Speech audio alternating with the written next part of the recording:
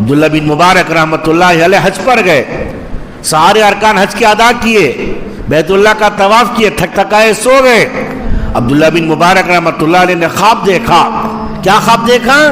ایک فرشتہ سیدھے ہاتھ پر کھڑا ہے, ایک بائیں ہاتھ پر کھڑا, دونوں کی بات چیت ہو رہی ہے. یہ سیدھے ہاتھ والا بائیں ہاتھ والے سے پوچھ رہا ہے کتنے آدمی آئے حج میں؟ اس نے کہا 6 لاکھ آدمی آئے. پھر پوچھنے لگا یہ 6 لاکھ آدمی حج پر آئے نا, ان میں کتنے آدمیوں کا قبول ہوا؟ وہ کیا کہہ رہا ہے؟ ایک کا بھی قبول نہیں ہوا. 6 لاکھ آئے, ایک کا بھی قبول نہیں ہوا. عبداللہ بن مبارک بے قرار ہو کے اٹھ گئے, وضو بنایا, طواف کیا, روتے دھوتے سجدے میں گر گئے, آہوزاری کرتے کرتے بے ہوش پڑ گئے. دوبارہ وہی نظارہ خواب میں دیکھا, دونوں فرشتے کھڑے ہیں. اب وہ فرشتہ بائیں ہاتھ والا پوچھتا ہے اتنی دور دور سے وطن گھر ملک سب چھوڑ کر لوگ آئے نا, ان کا کیا فیصلہ ہو گیا آخر؟ سیدھے ہاتھ والا فرشتہ کہنے لگا ایک آدمی کی برکت سے 6 لاکھ آدمیوں کا حج قبول ہو گیا. ارے کون ہے جی وہ ایک آدمی؟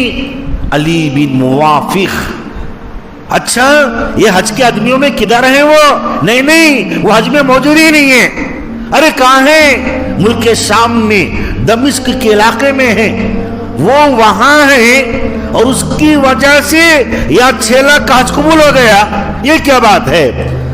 جس نے کہا اس نے کچھ ایسا معاملہ کیا اللہ کے ساتھ, اللہ کو اس کی ادائیں, اس کے کام, اس کے کی ہوئی چیزیں ایسے مقبول ہو گئی, اس کی وجہ سے 6 لاکھ حج قبول ہو گیا.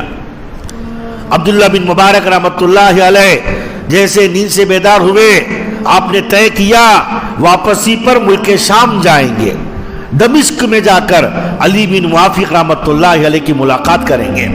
وہ ملک شام گئے, دمشق پہنچے, لوگوں سے پوچھا علی بن موافق کہاں رہتے ہیں وہ؟ لوگوں نے کہا وہ تو ایک معمولی سیدھا سادہ مسلمان غریب آدمی, اس کا جھوپڑے میں رہتا ہے.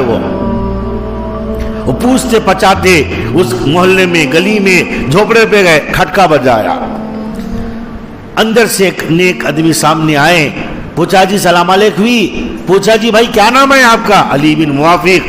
عبداللہ بن مبارک گلے لگ کے رو رہے. اجی تم یہاں ہو اور تمہاری وجہ سے 6 لاکھ آدمیوں کا حج قبول ہو رہا ہے. کیا تمہارا عمل ہے؟ اللہ کا واسطہ بولو تمہارا عمل کیا ہے؟ علی بن موافق نے کہا اگر آپ اللہ کا واسطہ نہ دیتے تو میں نہ بتاتا. بات یہ ہے میں غریب مزدوری کر لینے والا آدمی, میری بیوی اور میں نے طے کیا چلو جی اتنی زندگی گزر گئی ہے, اب حج کرنے کا ارادہ کریں گے. اجی غریب پہ تو حج فرض نہیں تھا. آپس میں کہنے لگے مسلمان ہیں, اللہ کے گھر کے دیدار کا شوق, اور یہ طے شدہ بات ہے بیت اللہ پر مکہ المکرمہ میں اللہ کے گھر پر پہنچنے کا تعلق پیسے سے, مال سے, دولت سے, سامان سے نہیں ہے, اللہ کے بلاوے پر ہے. مولانا طارق جمیل صاحب دامت برکاتہم بہت بڑے عالم دین ہیں, اور فرما رہے ہم ٹیکسی میں بیٹھے مکے سے مدینہ جا رہے ہیں, ڈرائیور جو ہے نا وہ عربی میں گنگنا رہا ہے, وہ سمجھا سب عربی نہیں جانتے, وہ بہت زیادہ بک رہا تھا کیا میرے ٹارگٹ کے برابر میری کمائی نہیں ہوئی. حضرت مولانا طارق جمیل صاحب نے اس کو سمجھایا پریشان کیوں ہوتا ہے بھائی, یہاں تو بیت اللہ ہے, یہاں سب سے جلدی دعا قبول ہوتی ہے, یہاں کوئی دعا کے لیے ہاتھ اٹھائے اس کی دعا پر 10,000 فرشتے آمین کہتے ہیں. اجی سب سے بڑی جگہ ہے بیت اللہ, تو مکے میں رہتا ہے, پریشان کیوں ہوتا ہے, وہاں جا کے دعا کرا لے. اس نے کہا میں مکے سے مدینہ, مدینے سے مکہ ٹیکسی مارتا ہوں, پورے 11 سال گزر گئے بیت اللہ نہیں دیکھا. مکے سے مدینہ, مدینے سے مکہ ٹیکسی مار رہا ہے, پورے 11 سال گزر گئے, وہاں رہتا ہوا وہ بیت اللہ نہیں دیکھا. وہاں کون جائے گا, وہاں کون پہنچے گا؟ جس کا پہنچنا فیصلہ آسمانوں سے ہوگا. اللہ تعالیٰ کی طرف سے ہوگا۔ علی بن موافق کہنے لگے بیوی اور میں نے آپس میں مشورہ کیا، غریب ہے، فحش تو فرض نہیں ہے، لیکن مسلمان ہیں، اللہ کے گھر کی زیارت کا شوق ہے، عبادت کی چاہت ہے، جانا چاہیے، کیا کریں گے؟ تھوڑے تھوڑے پیسے جمع کریں گے۔ کیسا نظام بنائیں گے؟ 3 وقت کھاتے نا روزانہ، ایسا کریں گے 2 وقت کھائیں گے، 1 وقت کا پیسہ 1 سال تک جمع کریں گے، پورا 1 سال 2 وقت کھائے، 1 وقت کا پیسہ بچائے، اگلا سال آیا اتنی رقم نہیں جمع ہوگی حج کر سکے، اجی کیا کیا جائے؟ اب ایسا کریں گے روزہ رکھ لیں گے، اس کے لیے 2 وقت کا کھانے کا پیسہ بچائیں گے، پورا سال روزہ رکھا، 2 وقت کے کھانے کا پیسہ بچا لیا، ابھی یہ تیاریوں میں لگے ہوئے ہیں۔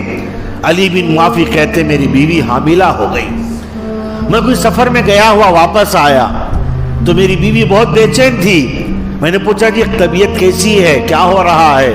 اس نے کہا جی بازو کے گھر میں گوشت کا سالن پک رہا ہے، وہ ہمارے گھر میں آ رہی ہے، حاملہ ہے، چاہت پیدا ہوئی، مجھے بھی کچھ تو بھی کر کے تھوڑی 2-4 بوٹیاں صحیح کچھ سالن منگ کے لاؤ، چاہت پیدا ہو گئی۔ علی بن موافق پڑوس کے گھر میں گئے، ان سے بولے بھائی صاحب 2-3 سال گزر گئے، گوشت چکے نہیں، کھائے نہیں، ہماری کچھ چیزیں رہ گئی، اس کی وجہ سے ہم گوشت نہیں کھا سکے، اس وقت میری بیوی حاملہ ہے، اس کی چاہت ہے کہ وہ 2-4 بوٹیاں کھائے، سالن چکے، آپ مہربانی ذرا کھٹورے میں سالن دے دیں۔ بولے نہیں جی بھائی ہم نہیں دیتے۔ اجی ایسے کیسے تم آدمی ہو، ہم آپس میں پڑوسی ہیں، پڑوسی کا پڑوسی پر حق بھی ہوتا ہے۔ بہت لمبی چوڑی بحث و مباحثہ باتیں ہوئی، وہ کہنے لگا میں ہرگز نہیں دیتا۔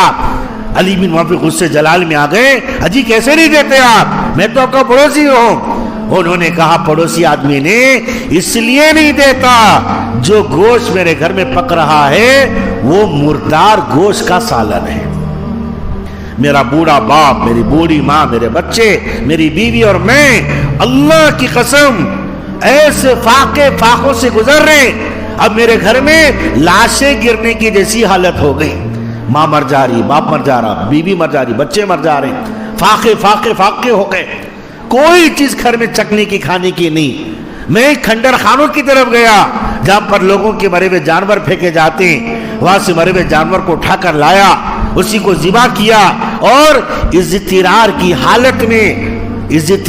حالت مطلب کیا؟ مرنے جیسی حالت، اضطرار کی حالت میں مردار گوشت کا کھانا جائز ہے، اس کے لیے ہم اپنے گھر میں اس کی تیاری کر رہے ہیں، میں آپ کو نہیں دے سکتا۔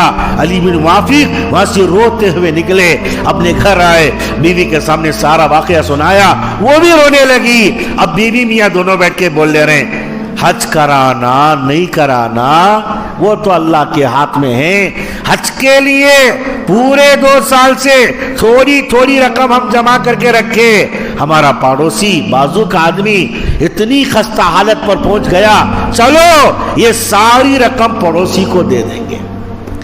اللہ کی قسم اس کو اٹھایا، وہ 2 سال کا سرمایہ جو جوڑ کے جمع کر کے رکھا تھا وہ اٹھا کر پڑوسی کے گھر والوں کو پہنچا دیا۔ اللہ کی شان۔ عبداللہ بن مبارک فرمانے لگے علی بن موافق تمہارا کیا قبول ہوتا، تمہاری برکت سے 6 لاکھ کا قبول ہو رہا ہے۔ جو زمین والوں پر رحم کرتا ہے آسمان والا ان پر رحم کرتا ہے، اور یہ رحم یہ چھوٹے چھوٹے بھوکے کو کھانا کھلانا، ننگے کو کپڑا پہنانا، بیمار کو دوا کا انتظام کرنا، یہ سب چھوٹے رحم ہیں۔ سب سے بڑا رحم